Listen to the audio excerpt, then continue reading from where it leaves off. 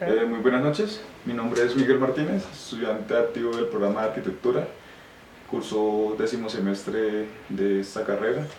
Me encuentro esta noche con el compañero estudiante de arquitectura Jorge Luis Martínez, quien nos va a colaborar un poco sobre el tema de el conflicto armado y su historia en Colombia. Esto con el fin de realizar una actividad para la materia de Cátedra para la Paz, anteriormente conocida como Cívica y Constitución. Entonces, aquí entraremos a hablar un poco sobre el desarrollo de este conflicto armado en Colombia durante la década de los 40 y 50, que prácticamente es donde se empieza a fortalecer esta lucha de ideales políticos del gobierno contra aquellos pensadores políticos izquierdistas, por decirlo de una forma.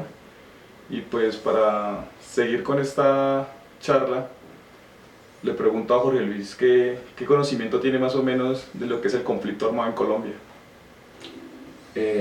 Buenas noches, como mi compañero lo dijo, soy estudiante activo también del programa de arquitectura y pues la verdad mi conocimiento es vago, a pesar de que pues soy de una parte que ha sido afectada por este conflicto, que es la zona de los llanos orientales, donde ha repercutido muchísimo y digamos que se han visto evidenciados actualmente pues esas dificultades. Pero el punto es que es un conflicto que lleva más de 60 años más o menos, 60 y algo. Como lo decía él, es una disputa entre el gobierno y aquellos grupos izquierdistas que piensan o actúan diferente al mismo y que por ende, digamos que no se pudieron por los medios, valga la redundancia, políticos, llegar a acuerdos y decidieron tomar las armas para hacerse su pronunciación y para hacerse hablar por medio de ellos, por parte del pueblo hacia el gobierno. Cabe resaltar que esta guerra de ideologías políticas y de lucha política empezó hace muchísimo tiempo, cuando se empezaron a crear la guerra conocida como la Guerra de los 1000 días, donde liberales y conservadores se disputaban el poder político en Colombia, haciendo así que las poblaciones y las poblaciones más vulnerables, por decirlo así, empezaron a luchar entre ellos mismos, el campesinado del país, los líderes políticos. Ellos, tanto conservadores como liberales, lo único que querían era llegar al poder por medio de la fuerza y por medio de implementar sus ideales políticos a estas poblaciones. Yo le preguntaría a Jorge Luis qué piensa él un poco sobre esta disputa de estos dos grandes partidos políticos que actualmente existen en el país. Bueno, para hablar de liberales y conservadores y hablar un poco sobre lo que es esta guerra de los 1000 días, tendríamos que empezar diciendo que es una guerra que inicia hacia 1899 y que va hasta 1902. Resaltamos también además que es una guerra considerada, digamos, la de mayor en cuanto a conflicto civil en el país se refiere, donde estos dos bandos se atacan indiscriminadamente y de modo sangriento a muerte, y que tiene repercusiones para el país de tipo económico, de tipo, digamos, de afectación de la misma población. Gracias a esta también se pierde lo que es Panamá, perdemos a Panamá hacia 1903. Entonces se puede decir que entre estos dos grupos hubo tantas repercusiones que nos han afectado y que inclusive ahora nos afectan, que ha sido no en pro de Colombia, sino en disminución de lo que es la integración pueblo-gobierno. También podríamos hablar un poco sobre cuando el país se ve envuelto en estas mismas guerras, en estos mismos conflictos armados, y avanzando un poco más en el tiempo, llegamos entre los 40 y los años 50, donde el liberalismo empieza a tener gran furor político en el país, donde tenemos que uno de los caudillos liberales o el padre de la patria, como es considerado Jorge Eliezer Gaitán. Empieza a crear como un nuevo estilo político en el país, donde él empieza a escuchar y hablar un poco sobre lo que son las esferas sociales ¿cómo decirlo? Más frágiles, más vulnerables. Estos son el campesinado. Jorge Eliezer empieza a escucharlos, a hablar con ellos realmente, a tener conversaciones entre ellos. Y lastimosamente en 1948, el 9 de abril, cae herido y sobre las 12 del día, pues lamentablemente muere.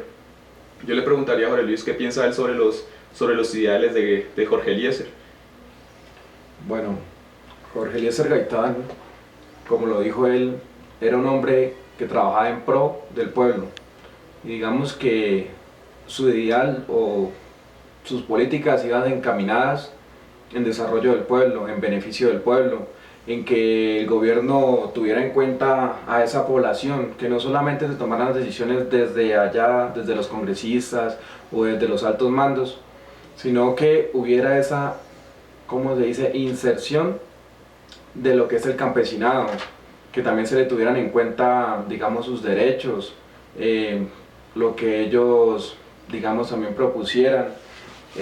Por algo fue considerado el candidato del pueblo, y aunque era fuerte la disputa que había entre liberales y conservadores, gracias a él en ese momento estaba viendo como una unificación de ambos bandos, donde ambos iban en pro de un desarrollo conjunto hacia la intención de este otro grupo del que estamos hablando, que es la población civil. Sí, claro, cabe resaltar también que gracias a Jorge Eliezer, pues como lo estaba comentando Jorge, él empezó o sea, el ideal político él fue tan aceptado por el pueblo que tanto conservadores como liberales empezaron a tener nuevos pensamientos políticos, pero lastimosamente a grandes líderes de ese momento del poder político en Colombia, como que él no engranaba en sus planes. Entonces pues eso llevó a una serie de revueltas,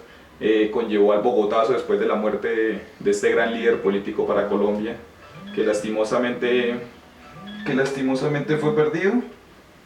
Y pues después de eso también con la muerte de Galán, otro duro golpe para el liberalismo colombiano. Y ya sobre el 1964, empiezan a crearse otros grupos al margen de la ley, otros grupos paramilitares como son las FARC, Fuerzas Armadas Revolucionarias de Colombia, y el ELN, el Ejército de Liberación Nacional, donde son estos los que crean realmente el conflicto armado en Colombia. ¿Por qué digo que son estos? Porque son los grupos que actualmente aún militan en contra del poder político actual que está implantado en nuestro país. Yo le preguntaría a Jorge de esta misma manera, ¿qué piensa sobre la evolución de la guerra y cómo el gobierno ha actuado sobre esta dificultad que ha tenido el país durante más de 50 años? Sí, yo diría que a raíz del nacimiento de estos grupos, ellos tenían como una especie de ideales, de políticas que iban en pro del beneficio de la comunidad más vulnerable, que en este caso era el campesinado, era los pueblos que sufrían a consecuencia del mismo gobierno, porque digamos los mismos policías se encargaban de maltratar o matar, o el que estuviera en contra del gobierno de desaparecer. Entonces los ideales con los que empiezan las guerrillas no son del todo descabellados, son buenos, sino que a raíz del crecimiento del conflicto, a raíz de que ellos necesitaban, digamos, que los recursos físicos o económicos, perdieron el rumbo. O sea, para mí perdieron el rumbo, porque ya no se convirtieron en ese ejército que iba en lucha de unos ideales, de unas políticas en pro de un pueblo. El pueblo para el pueblo, se podría decir. Se podría decir así, sino que ya van encaminados a ¿cómo decirlo? A buscar beneficios propios en cuanto a los gobernantes o los altos mandos de estos grupos al margen de la ley, Entonces ahí ya nacen, ya no, ya no van, digamos, en búsqueda de la apropiación y la inclusión del pueblo, sino que ya van por otro rumbo, van hacia, encaminados por lo menos ahora hacia lo que es el narcotráfico, lo que es digamos, los secuestros. O sea, no solamente hablamos de secuestros políticos, sino también civiles. Entonces ya pierden como ese destino, ese camino por el que iban.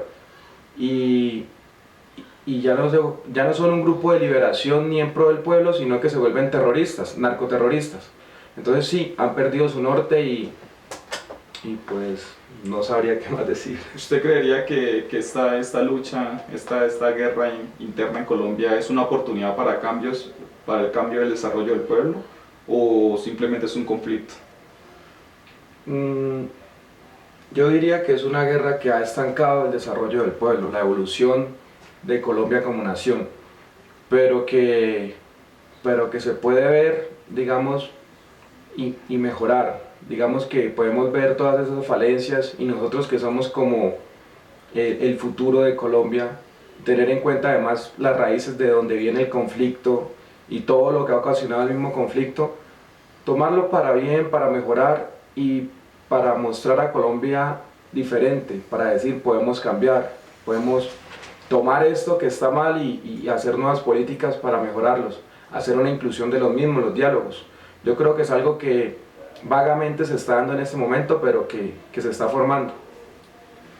¿Qué piensa usted sobre la educación y la culturización que está pasando actualmente en Colombia con esto de los procesos de paz?